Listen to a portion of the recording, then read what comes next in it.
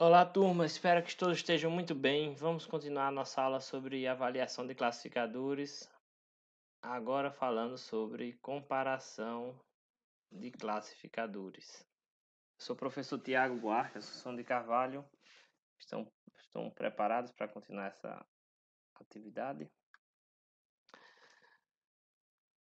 Primeiramente, vamos relembrar como é que é o procedimento padrão do experimento, né? A gente tem uma base de dados e essa base a gente divide em conjunto de treino e conjunto de teste. O conjunto de treino é utilizado para construir o classificador. Esse classificador depois vai ser avaliado, essa parte que a gente está, utilizando o conjunto de teste, que é um conjunto que não tem qualquer interseção com o conjunto de treino, certo? E aí a gente viu alguns métodos de amostragem deles, o rollout, onde eu divido simplesmente uma parte, né, para treino e outra para teste. E aí eu posso repetir o rollout várias vezes, sorteando aleatoriamente quem vai ser o conjunto de treino e usando o restante para o conjunto de teste. Só que acontece o seguinte, aqui tem um experimento, ó, 10 vezes, holdout, né, 50-50, 50% para treino, 50% para teste, utilizando a base ISO, classificador 1NN com a distância euclidiana. E aí observamos que temos 10 resultados diferentes. E a gente calcular a média desse resultado, a gente chega a 95,5%. Só que nenhum desses valores aqui chega a 95,5%. Qual é a taxa de acerto desse classificador? Qual seria a taxa de acerto desse classificador se fosse utilizado novos dados adquiridos que nunca foram vistos? Essa é a pergunta que a gente quer responder. A gente sabe que a principal atividade do classificador é conseguir realizar essa classificação em dados que nunca foram vistos, né? Então é ele ser capaz de generalizar. E aí, qual seria a taxa de acerto dele em dados que nunca foram vistos? Essa é a pergunta que a gente vai tentar responder nessa aula. E não somente isso, mas principalmente como é que eu escolho. Se eu tenho uma taxa de acerto razoável e eu tenho dois classificadores e ele tem uma taxa de acerto maior que a outra, no meu experimento, será que essa taxa de acerto vai ser realmente maior, né, na parte de comparar os classificadores? Então a aula está dividida em algumas partes. A primeira, distribuição normal, fala sobre a amostra e população. A segunda, intervalo de confiança, onde a gente vai ver onde está a média normal. A terceira parte, a gente vai ver um pouco sobre a posição do intervalo de confiança, que vai fazer o link também para teste de hipótese, que tem essas duas últimas partes a ver com comparação de classificadores. E o intervalo de confiança para tentar prever a média verdadeira do classificador. Amostra e população. A população é o conjunto de todos os possíveis, né, de todos os possíveis casos que podem ocorrer para aquela variável aleatória, né? Então, supondo que um caso seja um experimento holdout 50-50 na base IRI, né? Então, como a base tem 150 elementos, se a gente fizesse todas as combinações, pegando 75 elementos, né, 50, 150, 75 a 75, a gente chegaria num número exorbitante de casos. Então, a gente percebe que para uma base dessa que é minúscula, já é difícil a gente conseguir fazer todos os experimentos possíveis. Então, a gente pode fazer uma certa quantidade, sei lá, 10 holdouts, 100 holdouts. E aí, essa quantidade que a gente faz vai ser chamada uma amostra, que é um subconjunto da população. Então, aqui a gente tem uma amostra e a média amostral é 95,5%. Mas qual é a média populacional? É isso que a gente quer saber. Qual seria a média verdadeira desse classificador? Se a gente pega se o nosso conjunto de dados é representativo, né? Aí a gente quer aproximar para esse conjunto de dados na média de todos os experimentos possíveis que pudessem ser feitos para esse conjunto de dados, qual seria a média verdadeira? Porque em alguns, a gente pode ver aqui que, em alguns casos, a gente consegue mais de 97%, e algumas vezes consegue pouco mais de 93%. A gente calculando a média para esses 10 experimentos, chegamos a 95,5%. Mas qual seria a média se a gente conseguisse realizar todos os experimentos possíveis? Isso vai ajudar a gente a tentar tirar um pouco o viés do subconjunto de dados que foi escolhido para treino e para teste.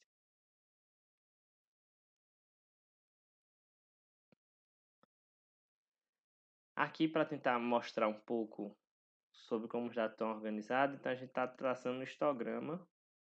A gente fez aqui um histograma para mostrar um pouco mais ou menos como é que os dados estão distribuídos para esses dados. Então, para 10 holdouts. Para 100 holdouts, a gente já tem um histograma um pouco diferente, né? Será que esses dados seguem alguma distribuição estatística conhecida? Aí a gente vai agora olhar a distribuição normal. Por quê? Porque essa é uma das distribuições mais comumente utilizadas em diversas aplicações, ela é bastante conhecida, bastante utilizada, e é comum aproximar os dados para essa distribuição normal. O que é a distribuição normal? Essa é a distribuição que tem essa forma de sino, né? Que ela é simétrica em torno de um ponto central, que esse ponto central representa justamente a média, e ela é definida pela média por dois parâmetros, a média e o desvio padrão, certo? E aí esse desvio padrão, quanto maior for o desvio padrão, a curva vai ser mais larga, que é o caso, esse caso daqui. Quando, assim, esse é intermediário, esse aqui é bem mais largo ainda, né? Porque o desvio padrão é bem maior. E observe que ela vai ficando mais achatada a curva quanto maior o desvio padrão, porque a área embaixo da curva tem que somar 1, porque a soma de todas as probabilidades tem que ser 1. Como ela está representando uma probabilidade, né? Então, se o desvio padrão for pequeno, ela vai ser mais estreita, mais magra e alta. Se o desvio padrão for maior, ela vai ser baixinha e gorda. E no centro sempre vai estar a média. Então, a média e o desvio padrão são os parâmetros que descrevem uma distribuição normal. Parâmetros, como eu disse, a média e o desvio padrão são os parâmetros que descrevem a distribuição normal. Então, os parâmetros são chamados justamente são o que representa a distribuição. Elas, no caso aí, são a média e o desvio padrão populacional. A média e o desvio padrão amostral são chamados também de estatísticas. Então, a palavra estatística é justamente um estimador para a média, para os parâmetros da distribuição. No caso aqui, os parâmetros da distribuição normal, que é a distribuição que a gente vai estar utilizando, são a média e o desvio padrão. Aqui estão as equações mostrando como calcular a média, que já é bastante conhecido, né? E o desvio padrão. Observe que o desvio padrão é o seguinte, ele pega a distância de cada elemento da amostra em relação à média, essa distância aqui é a diferença, eleva essa diferença ao quadrado. Então lembra um pouco a distância euclidiana, né? Então é como se fosse a distância euclidiana da amostra para um vetor de mesmo tamanho, onde cada posição desse outro vetor é a média, justamente o quanto os pontos estão distantes da média. Quanto mais distante os pontos estão mais distantes da média, maior vai ser o desvio padrão. Uma tarefa comum é chamada padronização dos dados. O que é essa padronização? É fazer com que a média dos dados convirja para zero, da média da amostra, e o desvio padrão seja 1. Como é que faz isso? Você transforma cada um dos seus valores da sua amostra dessa forma. Pega o valor da amostra menos a média e divide pelo desvio padrão. Aqui eu estou usando os parâmetros populacionais, mas obviamente a gente teria que fazer isso para uma amostra com as estatísticas, né? X menos x barra dividido por S, que seria o desvio padrão, x barra a média amostral e S o desvio padrão amostral. Se eu fizer isso com o meu conjunto de dados, padronizar ele, Então ele não somente segue uma distribuição, se ele seguir uma distribuição normal, essa distribuição normal vai ser chamada agora de normal padrão, onde a normal padrão é uma distribuição normal com média zero e desvio padrão 1. Qual é a facilidade disso? É que a gente já conhece alguns valores que para representar alguns pontos dessa área, no caso, entre menos 1,96 e mais 1,96 vão estar 95% dos dados.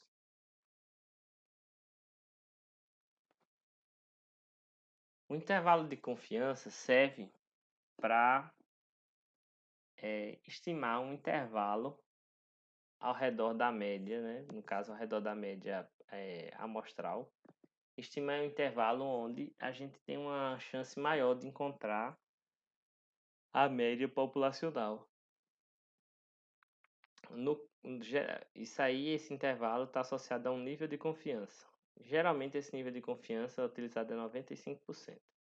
Às vezes se utiliza 90%, às vezes 99%, mas vou resumir aqui a 95%, que é o mais utilizado. Para 95%, esse intervalo é o seguinte: é a média menos 1,96 o desvio padrão e a média mais 1,96 o desvio padrão. Então, a gente tem um intervalo com 95% de confiança de encontrar a média verdadeira, a média populacional. Então, nesse exemplo aqui, a gente tem a média da amostra 95,5 e desvio padrão 1,3. Com isso, a gente calcula o intervalo de confiança de 92,9 até 98. Observe que esse está abaixo, ele engloba o mínimo e o máximo dessa amostra, que tem 10 exemplos, porque o mínimo é 93,3 e o máximo é 97,3. Então, a gente sabe, agora a gente tem uma certa confiança de que vamos encontrar a média, né, de acerto desse classificador entre 92,9 e 98. Ou seja, pode ser bem menos do que o 93 e aí o 93,3 e pode ser mais do que o 97,3, porque obviamente ainda tem um nível de confiança de 95%, então ainda tem uns 5% aí de fora dessa confiança, onde pode estar a verdadeira taxa de acerto do classificador, mas isso já ajuda a gente a delimitar o nosso espaço de busca.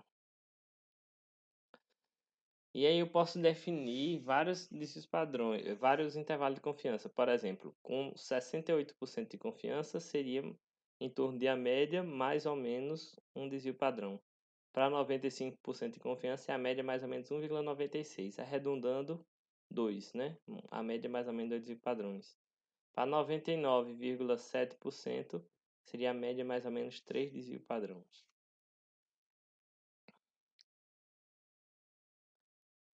Sobreposição do intervalo de confiança. E isso vai servir para a gente fazer o teste depois, mas aí a gente vai discutir um pouco a lógica do que é que acontece quando eu comparo dois intervalos de confiança.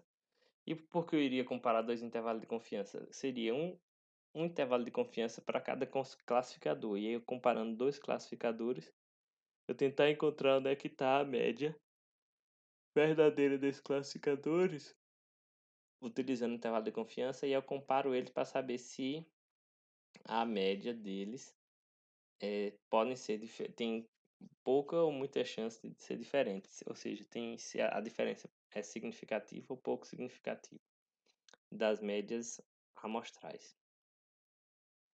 Como diz aí, a média pode estar em qualquer lugar do intervalo. Então, se dois intervalos se sobrepõem, não importa qual tem a média maior. Então, não importa mais quem tem a média amostral maior, porque a média populacional pode ser menor um do outro. Quando não há sobreposição, a gente está assumindo que a média verdadeira está realmente dentro daquele intervalo. Se a média populacional tiver no limite inferior do intervalo de confiança, né, ou no limite superior, não importa, não tem chance de ser diferente a ordem em relação à média amostral. A média populacional maior vai se corresponder à média amostral maior. Então aqui temos um exemplo de sobreposição no intervalo de confiança. No intervalo A, né, que vai de 92 a 96, e o intervalo B que vai de 94 a 96. Então o que acontece? Vamos supor, por exemplo, que no caso de B ter a média populacional no seu limite inferior, que é 94, né? E A ter a média populacional no seu limite superior, que é 96. Então a média amostral 94 não na verdade pode ser que ela seja equivalente a uma média populacional maior de 96. E a média amostral 95 pode corresponder a uma média populacional menor, que é de 94. Então, a relação se inverte. Então, a gente não sabe se 95 é realmente significativamente maior que 94.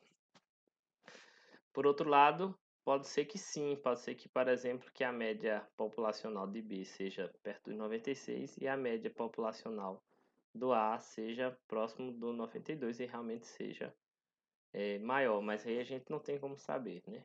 Porque tem a sobreposição de intervalos. Se a gente não conhecesse a média populacional, não precisaria do intervalo. O intervalo é justamente para restringir onde é que a gente pode achar a média populacional. Por outro lado, quando os intervalos não se sobrepõem, então esse aqui, nesse caso aqui, o classificador A vai ter uma média populacional máxima de 93 e o B vai ter uma média populacional mínima de 94. E por isso, como a gente assume que a média populacional está no intervalo, a gente pode ver que a diferença realmente é significativa entre as taxas de acerto desses dois classificadores. Agora vamos para o teste de hipótese. Para que serve? Para verificar a diferença entre médias populacionais. Então a gente vai ver se essa diferença dessas médias populacionais é significativa, né? Será que 94 é maior do que 95? Que é o caso quando a gente vê que tem sobreposição de intervalo de confiança, né? Onde então, a gente não conhece o verdadeiro valor da média populacional, mas a média amostral 94 corresponde a uma média populacional que é maior do que a média populacional da média amostral 95.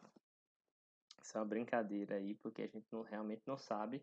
Olhando dois valores, não é tão direto a gente dizer que um é maior que o outro, né? Significativamente maior, ou seja, é uma coincidência só para aquela amostra. Como é que realizar teste de hipótese? Primeiro são formuladas as hipóteses. Então, tem várias formas de formular, então a gente escolheu a forma mais genérica para o nosso caso, que é o seguinte. A diferença das médias é zero, ou seja, a média de um classificador é igual a outra. Essa é a hipótese nula, H0. A hipótese alternativa, H1, é que a diferença dessas médias seja diferente. Se a diferença das médias é igual, quer dizer que eu não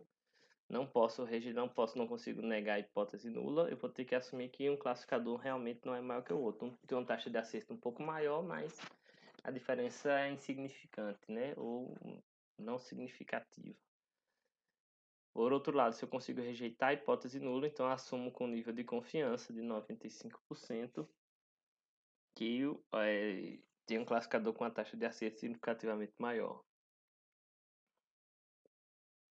Então, existem duas abordagens de testes. Testes paramétricos, que é o que a gente vai ver, é um da abordagem que vai seguir, não paramétrico. O teste paramétrico assume que os dados seguem alguma distribuição paramétrica. No caso aqui, o teste Z, certo? Que é um análogo do que a gente vai ver aqui na aula. Ele assume que os dados seguem uma distribuição normal, mas pode ser um teste T, assume distribuição T, e por aí vai. E o teste não paramétrico, ele não assume nenhuma distribuição específica. Tem alguns requisitos, mas, por exemplo, o teste dos sinais, os requisitos são mínimos. Quase não tem exigência para realizar esse teste. O teste Wilcoxon assume que os dados simplesmente têm que ser simétricos em torno da média, né? Cada teste tem sua peculiaridade. Então, para fazer um teste paramétrico, os dados deveriam seguir a distribuição paramétrica, né? E aí, no caso, o teste Z deveria seguir a distribuição normal. Mas às vezes não seguem. E E aí, o que acontece? A gente assume que segue, por quê? Porque mesmo não seguindo uma distribuição normal, de toda forma a gente está criando parâmetros para verificar se a diferença é suficientemente grande. Então a gente faz de conta que ela segue uma distribuição normal, certo? E aí tá, o teste pode não ser muito preciso se o dado realmente não seguir a distribuição normal, mas a gente já consegue criar uma margem de segurança, né, tendo algum parâmetro de referência, né? Por exemplo, se você for medir você quer medir um terreno para comprar, e aí você não tem um topógrafo para medir aquele terreno com precisão. Então você pega o quê? Você pega uma corda, vai andando alguns passos para ter uma ideia, mas você pode comparar com outro terreno. Um você deu 100 passos e no outro você deu 150 no comprimento do terreno. Então já viu que o outro, né, um terreno tem um comprimento maior que o outro, porque mesmo que você tenha errado ali nos passos, na medida precisa, mas você já tem alguma para uma margem de erro grande nesse caso, nesse exemplo de 50, você já sabe que um terreno deve ter um comprimento maior que o outro. Mesmo que você falhou ali, por exemplo, desse 100 metros e o outro deu 120, mas errou nos passos, mas já se deu 150 na medida, já foi significativo. Então a gente assume uma distribuição normal, que é comum fazer isso, e mesmo que, né, não seja muito preciso o teste, a gente já cria uma margem de segurança, porque a gente tem um parâmetro, né, assumindo que é a distribuição normal. Então a gente vai ver dois testes. O primeiro é o intervalo das diferenças entre as médias. Como é que é calculado esse intervalo? Esse teste é um teste que é pareado, ou seja, você faz os experimentos que você faz com os dois classificadores que você está comparando, você utiliza em todos eles o mesmo conjunto de treino e teste, para ser bem justo. Então não é você fez, por exemplo, 10 rodadas para o classificador A e outros 10 rodadas para o classificador B. Não, você fez 10 rodadas para o classificador A e os mesmos conjuntos, o rollout 1 usou o mesmo conjunto de treino e teste para o classificador A e para o classificador B. A mesma coisa para cada rollout, o conjunto de treino e teste foram os mesmos para cada caso. Então foi uma avaliação para conjuntos bem relacionados, por isso que é um teste pareado. E então, cada um dos testes, você tem uma taxa de acerto para um classificador. Outra métrica que você está usando, né? Estamos sempre usando taxa de acerto, mas pode ser para qualquer métrica. Como a gente assume que os dados seguem uma distribuição normal, então a gente geralmente tem que ter pelo menos 30 testes. Né? Mas às vezes também não dá para fazer os 30, mas se tiver mais que 30, quanto mais tiver, é melhor. Então vou mostrar o exemplo aqui. Você pega os dados, ó. Então tem no fold, você tem a taxa de acerto igual para os dois. São o mesmo conjunto de treino e teste aqui, em cada caso. E aí você calcula então a diferença em cada um desses casos. Então aqui está o 3NN, a taxa de acerto 3NN menos a taxa de acerto 5NN. Calcula todas as diferenças. Então agora você tem uma nova variável, que é essa diferença. Dessa diferença você calcula a média. A gente quer saber se essa média é zero. Porque se a diferença, né? Se a média é zero, quer dizer que os dois classificadores tinham o mesmo desempenho. Quer dizer, se obviamente eu tivesse a mesma taxa de acerto exatamente igual para todos em cada um dos pontos, ia dar zero, a diferença em cada ponto e a média ia ser zero, o desvio padrão ia ser zero e etc. Então, quanto menor o desvio padrão, a gente sabe que o intervalo vai ser mais estreito, né? E aí tem mais chance de fica mais limitado o resultado. Então vamos lá. Mas a gente calculou a média e o desvio padrão dessa diferença e construiu um intervalo de confiança. Como o intervalo não contém um zero, então a diferença é significativamente maior. A taxa de acerto 5 é significativamente maior. Por quê? Porque a gente rejeita a hipótese nula de que os dois têm a mesma taxa de acerto. Porque se o valor fosse zero, né, se a diferença fosse igual em cada ponto, com certeza a diferença ia ser zero, desse padrão ia ser zero. Ou se fosse muito parecido, a diferença ia ser bem próxima de zero, o desvio padrão ia ser bem curtinho e ele ia conter o zero naquele intervalo de confiança. Mas como agora se um classificador acerta, por exemplo, o dobro que o outro, então você já vê que a diferença vai ficar sempre longe de zero. Então o intervalo de confiança, quando não contém o zero, significa para a gente que a gente rejeita a hipótese nula e assume uma diferença significativa entre as médias da taxa de acerto dos classificadores. Nesse exemplo 2, a gente faz a mesma coisa e a gente calculou agora o intervalo de confiança, o desvio padrão deu bem maior e inclui aqui o zero no intervalo de confiança. Incluindo o zero no intervalo de confiança, a gente não rejeita H0, a gente não pode dizer que um é melhor que o outro. E observa aqui o seguinte, né? Isso aqui, apesar de que são bem variáveis esses números aqui, né? Justamente, acho que exemplo já é de propósito para dar uma variância grande. Porque a variância grande, o intervalo fica mais largo e engloba o zero. Então, não é só se a diferença é muito maior, né? Conta também a variância da taxa de acerto. O segundo teste de hipótese é por sobreposição de intervalos. Como é que é esse teste? É um teste não pareado, não precisa ser exatamente o mesmo conjunto de treino de teste para cada caso. Então, calcula o intervalo de confiança para cada classificador.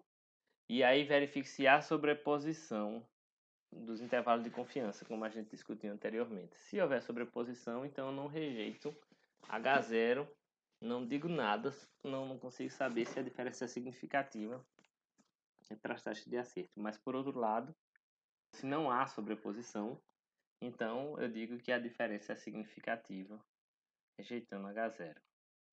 Esse teste ele é legal porque eu posso calcular o intervalo de confiança para cada classificador e não preciso ficar comparando 2 a 2, né, pareado, né? É mais complicado. Eu calculo o meu intervalo de confiança, salvo, realizo outros experimentos com os classificadores e aí posso comparar todos mais facilmente, só olhando os intervalos de confiança. É um teste mais conservador, porque é mais difícil de rejeitar H0. No final na referência tem um artigo que mostra isso. Vocês podem ir atrás.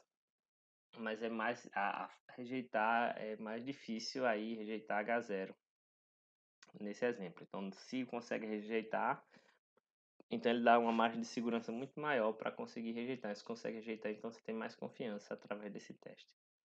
Aqui está esse exemplo 3. Então tem dois classificadores, estão descritos aqui embaixo. Calculando a média, a média da taxa de acerto e o padrão, a gente chega em dois intervalos de confiança. Esses intervalos de confiança não têm sobreposição. Por não terem sobreposição, o que é que acontece? A gente tem aqui que o classificador C tem uma acurácia maior, a acurácia é significativamente diferente. Aqui observe que eu não precisei recalcular o intervalo de confiança para o classificador D, porque eu já tinha ele do experimento passado. Mas para o classificador E eu calculei e aí verifiquei a sobreposição do intervalo. Como a gente tem aqui que 0,6, que é o menor valor aqui, é menor do que o maior daqui, então a gente percebe que há sobreposição do intervalo, que essas médias não são significativamente distintas. Então, não justificaria escolher D ou E por esse critério de taxa de acerto. Mas se eu tivesse que escolher, eu teria que escolher por outro critério, né? O que fosse mais barato, mais simples, etc.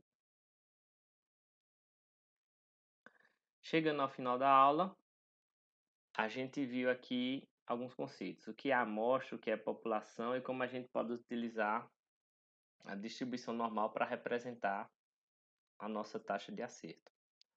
A gente viu que a gente pode utilizar intervalo de confiança para limitar um espaço onde a gente pode encontrar a verdadeira taxa de acerto do classificador.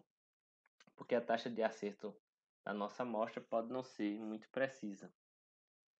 A gente viu que usando os intervalos de confiança a gente pode comparar dois classificadores, né? Porque se existir sobreposição entre eles, quer dizer, entre os intervalos de confiança, a gente não consegue saber se a média populacional deles são diferentes ou são a mesma, né, se tem uma maior que a outra.